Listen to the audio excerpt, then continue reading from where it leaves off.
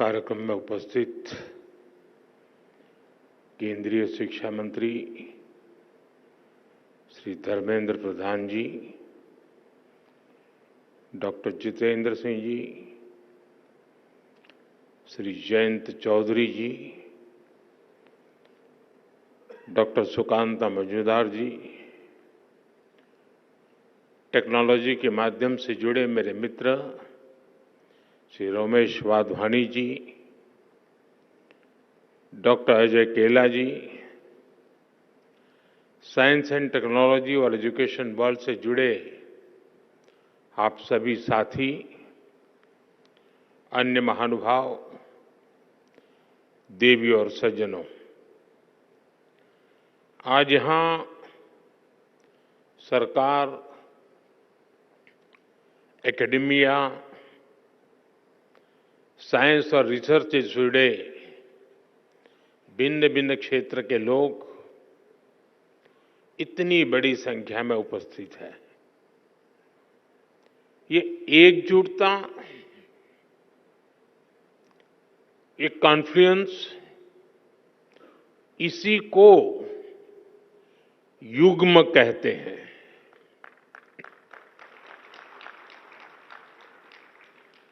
एक ऐसा युग्म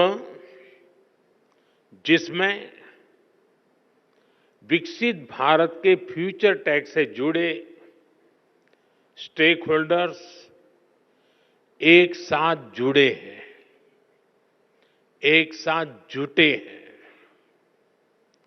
मुझे विश्वास है भारत की इनोवेशन कैपेसिटी और डीप टेक में भारत की भूमिका को बढ़ाने के लिए हम जो प्रयास कर रहे हैं उसे इस आयोजन से और बल मिलेगा। आज आईआईटी कानपुर और आईआईटी बॉम्बे में एआई, इंटेलिजेंस सिस्टम और bio science, biotechnology, health and medicine के सुपर हब्स की शुरुआत हो रही है। आज वाधवानी इनोवेशन नेटवर्क का भी आरंभ हुआ है। अनुसंधान नेशनल रिसर्च फाउंडेशन के साथ मिलकर रिसर्च को आगे बढ़ाने का संकल्प भी लिया गया है।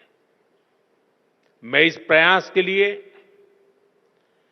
वाधवानी फाउंडेशन को,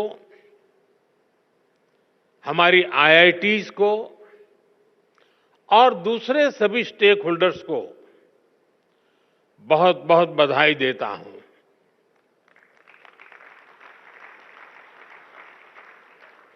विशेष रूप से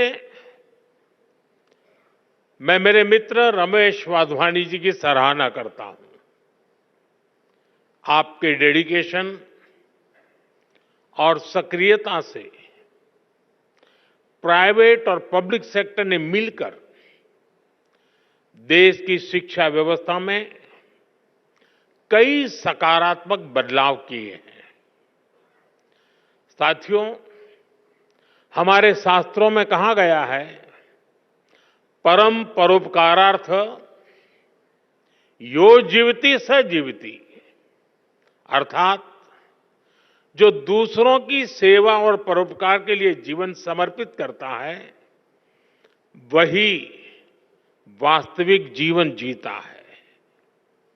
इसलिए हम साइंस और टेक्नोलॉजी को भी सेवा का ही माध्यम मानते हैं।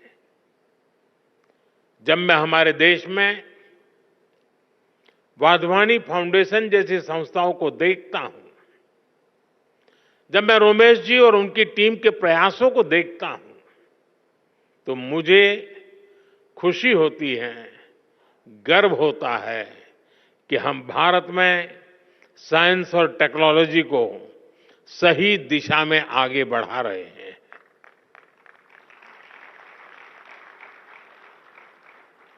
हम सब जानते हैं, रमेश जी ने तो अपने जीवन को काफी संघर्ष में तपाया है, सेवा के लिए समर्पित किया है। जन्म के तुरंत बाद जब वो कुछ ही दिन के थे, तब विभाजन की विभीषिका झेलना,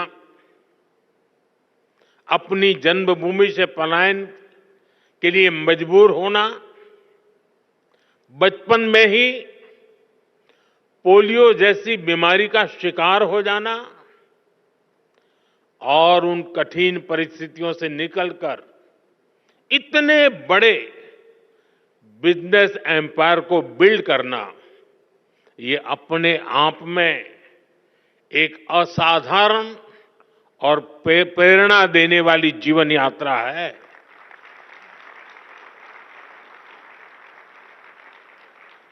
और अपनी इस सफलता को एजुकेशन और रिसर्च सेक्टर में भारत के लोगों के लिए समर्पित कर देना, भारत की युवा पीढ़ी के लिए समर्पित कर देना, भारत के उज्जवल भविष्य के लिए समर्पित कर देना, ये अपने आप में एक प्रेरक उदाहरण है। वाधवानी फाउंडेशन स्कूली शिक्षा, आंगनवाड़ी से जुड़ी टेक्नोलॉजी और एग्रीटेक में भी काफी काम कर रहा है। मैं इसके लिए और इसके पहले भी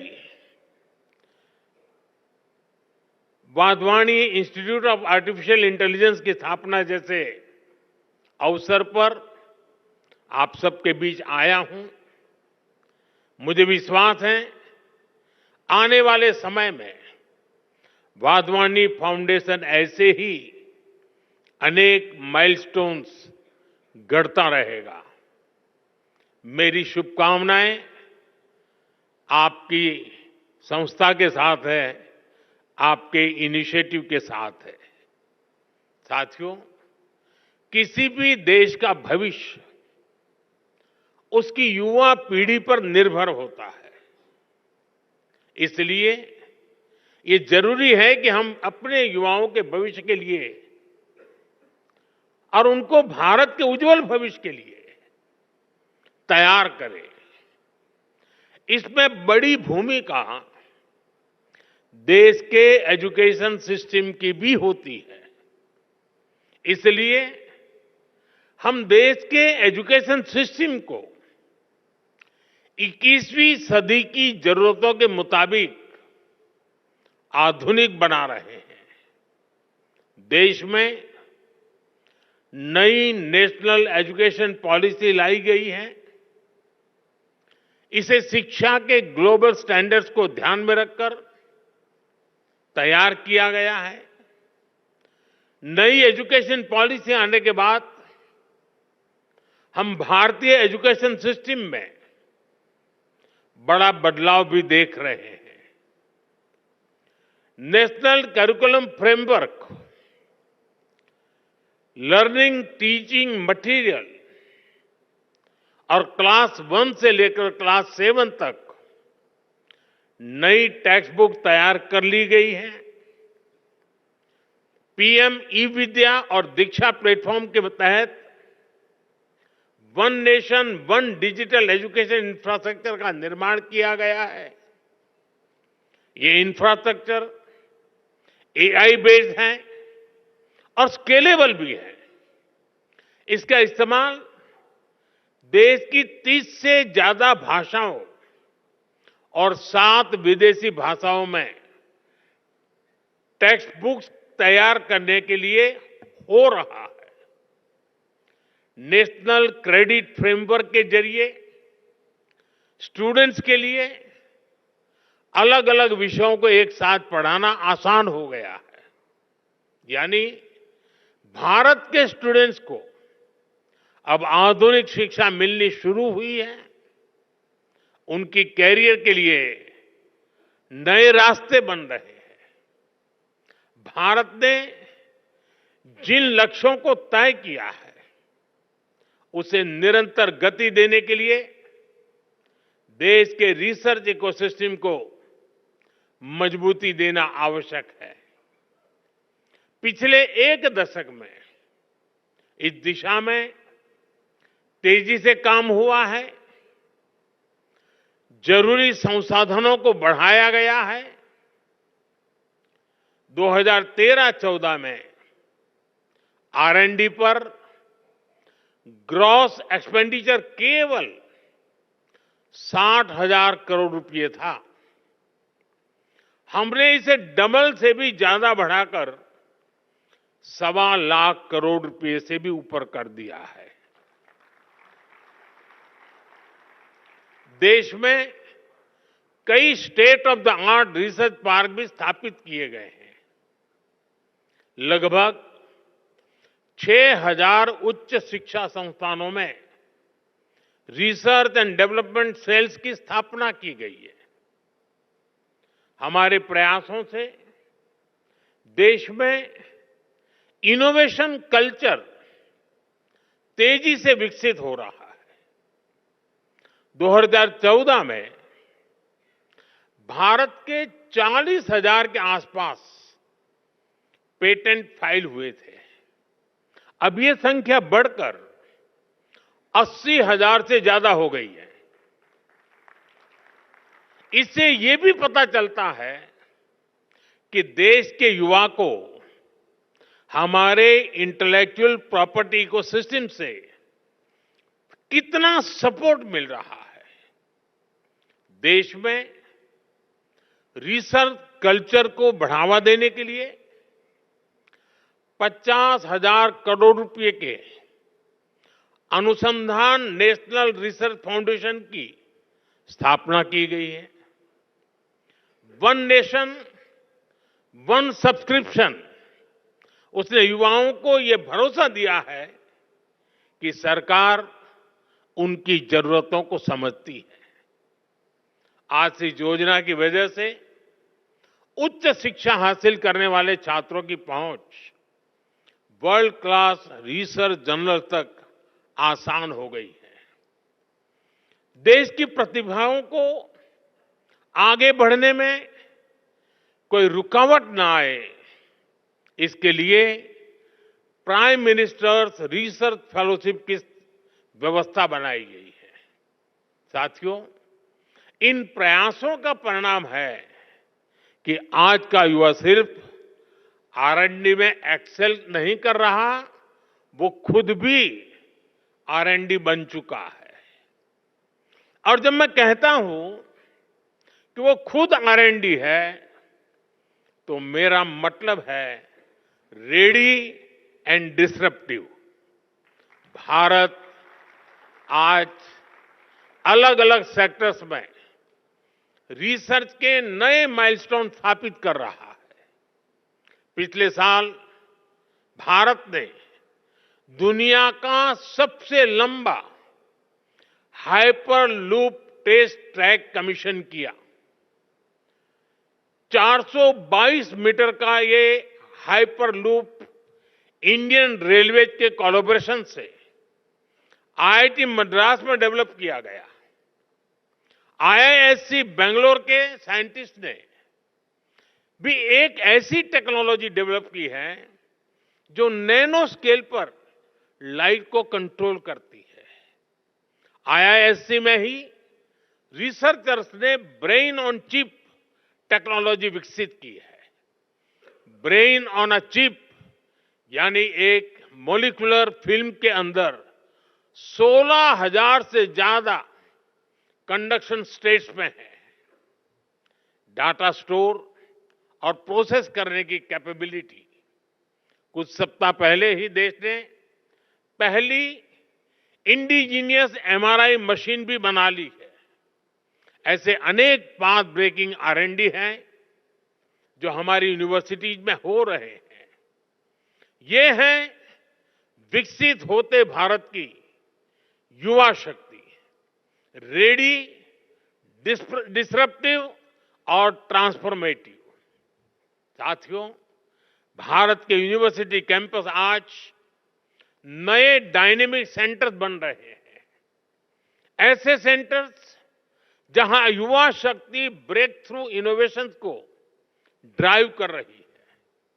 हाल ही में हायर एजुकेशन इंपैक्ट रैंकिंग में भारत ग्लोबल लेवल पर सबसे ज्यादा रिप्रेजेंटेड रहा। 125 देशों के 2000 इंस्टीट्यूशन में से 90 से ज्यादा यूनिवर्सिटीज भारत से थी। 2014 में क्यूएस वर्ल्ड रैंकिंग में भारत के केवल 9 इंस्टीट्यूट्स और यूनिवर्सिटीज थी। 2025 में ये संख्या 46 हो चुकी है। दुनिया के टॉप 500 हायर एजुकेशन इंस्टीट्यूट्स में भारतीय संस्थानों की संख्या भी पिछले 10 वर्षों में तेजी से बढ़ी है। अब विदेशों में हमारे प्रमुख संस्थानों के कैंपस खुल रहे हैं। अबू धाबी में आईआईटी दिल्ली, तंजानिया में आईआईटी मद्रास, इसके कैंपस खोले गए हैं। दुबई में आईआईएम अहमदाबाद का कैंपस खोले जाने की तैयारी है। और ऐसा नहीं है कि सिर्फ हमारे टॉप संस्थान ही बाहर कदम रख रहे हैं, बाहर के भी टॉप संस्थान भारत आ रहे हैं। भारत में दुनिया की टॉप यूनिवर्सिटीज के कैंपस खुलने की शुरुआत हो चुकी है।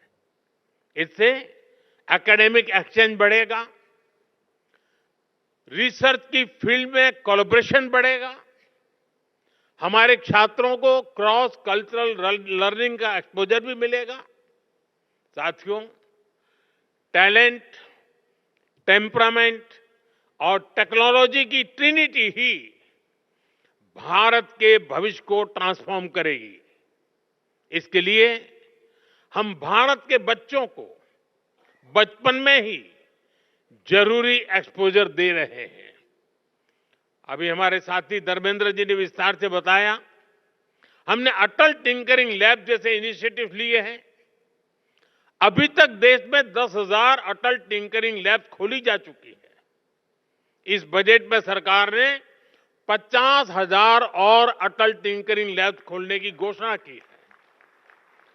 विद्यार्थियों को फाइनेंशियल सपोर्ट देने के लिए पीएम विद्यालक्ष्मी योजना भी शुरू की गई है। हमारे स्टूडेंट्स अपनी लर्निंग को एक्सपीरियंस में तब्दील कर सके, इसके लिए हमने 7,000 से ज्यादा इंस्टीट्यूट्स में इंटर्नशिप सेल स्थापित किए हैं। युवाओं में नए स्किल्स विकसित करने के लिए आज हर संभव प्रयास किया जा रहा है। इन युवाओं के टैलेंट, टेम्परामेंट और टेक्नोलॉजी की ये ताकत ही भारत को सफलता के शिखर तक लेकर जाएगी। साथियों, हमने विकसित भारत के लक्ष्य के लिए अगले 25 वर्षों की समय सीमा तय की है। हमारे पास समय सीमित है, लक्ष्य बड़े हैं।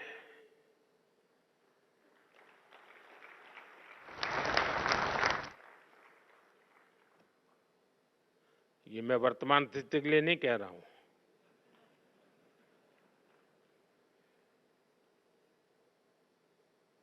और इसलिए ये जरूरी है कि हमारे आइडिया की प्रोटोटाइप से प्रोडक्ट तक की यात्रा भी कम से कम समय में पूरी हो। जब हम लैब से मार्केट तक की दूरी को कम कर देते हैं तो रिसर्च के परिणाम लोगों तक तेजी से पहुंचने लगते हैं।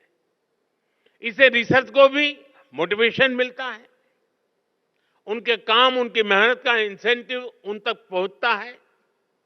इससे रिसर्च, इनोवेशन और वैल्यू एडिशन के व्हील को और गति मिलती है। इसके लिए जरूरी है कि हमारा पूरा रिसर्च इकोसिस्टम एकेडमिक इंस्टीट्यूशन से लेकर इन्वेस्टर्स और इंडस्ट्री तक हर कोई रिसर्च के साथ खड़ा हो, उन्हें गाइड करे।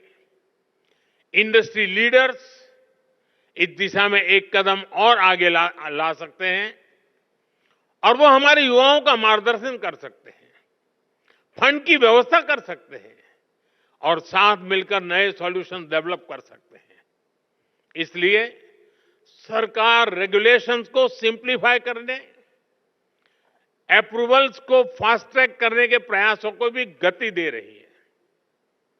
साथियों, हमें AI, quantum computing, advance analytics, space tech, health take, synthetic biology को लगातार प्रमोट करना होगा। आज हम देख रहे हैं भारत एआई डेवलपमेंट और एडॉप्शन में आगे रहने वाले देशों में शामिल है। इसके विस्तार के लिए सरकार ने इंडिया एआई मिशन को लॉन्च किया है। इससे world class infrastructure, high quality data sets और रिसर्च फैसिलिटी तैयार किए जाएंगे। भारत में एआई सेंटर्स ही एक्सेलेंस की संख्या भी बढ़ाई जा रही है। देश के जाने माने संस्थानों, उद्योगों और स्टार्टअप्स के द्वारा इन सेंटर्स ऑफ एक्सेलेंस को गति मिल रही है। हम मेक एआई इन इंडिया, इसके विजन पर काम कर रहे हैं और हमारा उद्देश्य है make AI work for India. इस बार के बजट में हमने आईआईटी में सीटों की संख्या और कैपेसिटी बढ़ाने का निर्णय लिया है। देश में मेडिटेक यानी मेडिकल प्लस टेक्नोलॉजी के कई कोर्सेज आईआईटी और एम्स के सहयोग से शुरू किए गए हैं। हमें इस जर्नी को समय से पूरा करना है। हमें हर फ्यूचर टेक्नोलॉजी में भारत को बेस्ट इन वर्ल्ड की लिस्ट में शामिल करना है। युग्म के जरिए हम इन प्रयासों को नई ऊर्जा दे सकते हैं। शिक्षा मंत्रालय और वाधवानी फाउंडेशन की साझा पहल से हम देश का इनोवेशन लैंडस्केप बदल सकते हैं। आज के इस आयोजन से इसमें बहुत ज्यादा मदद मिलेगी। मैं एक बार फिर युग्म पहल के लिए वाधवानी फाउंडेशन का आभार व्यक्त करता हूं। मेरे मित्र रमेश जी को अनेक अनेक शुभकामनाएं देता हूं। बहुत बहुत धन्यवाद। नमस्कार।